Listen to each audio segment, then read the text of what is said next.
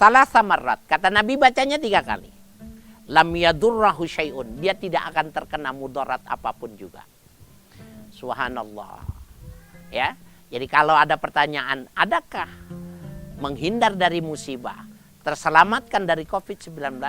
Salah satu doa yang diajarkan ini adalah Bismillahilladzi la yadurru ma'asmi syai'un fil ardi wala fis sama wa huwas samiul alim.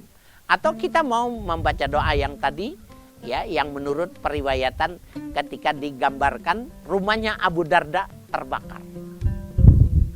Nah, para pemirsa yang berbahagia, ada satu riwayat yang menarik ini, kalimat lam yadurrahu syai'un, ya.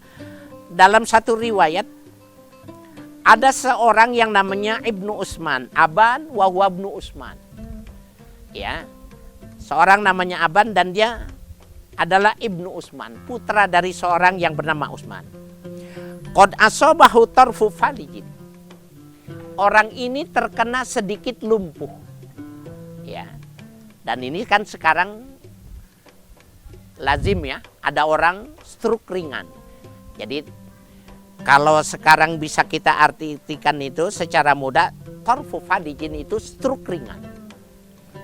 Kaki yang kanannya atau yang kirinya tidak bisa berfungsi, atau tangan kanan, tangan kiri tidak berfungsi, atau sebagian dari mukanya miring kemudian tidak berfungsi.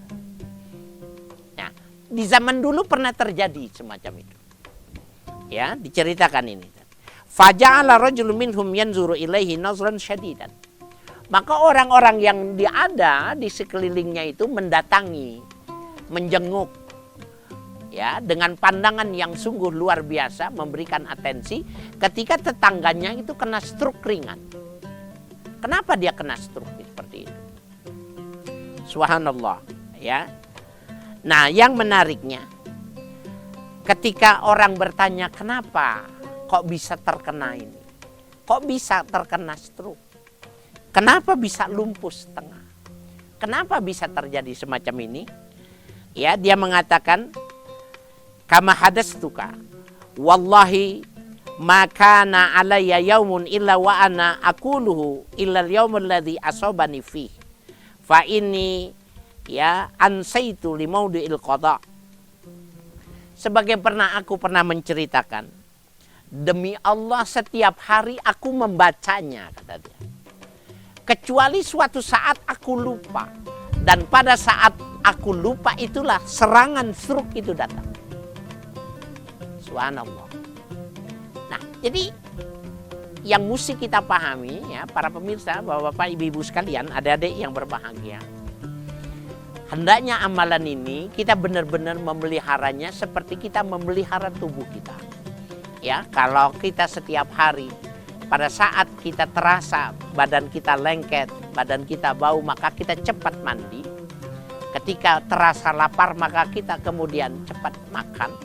Maka sesungguhnya, ya, sesungguhnya pelajaran bagi kita, amalan-amalan yang diajarkan oleh Nabi kita Muhammad Sallallahu Alaihi Wasallam, manakala kita mampu menjadikannya seperti itu, seperti kotor kemudian kita mandi, seperti lapar kita mesti makan, seperti haus kemudian dia minum, maka insya Allah kita akan terhindar dari adanya intervensi atau musibah-musibah mala yula'imu tab'u, sesuatu yang tidak kita menyukainya.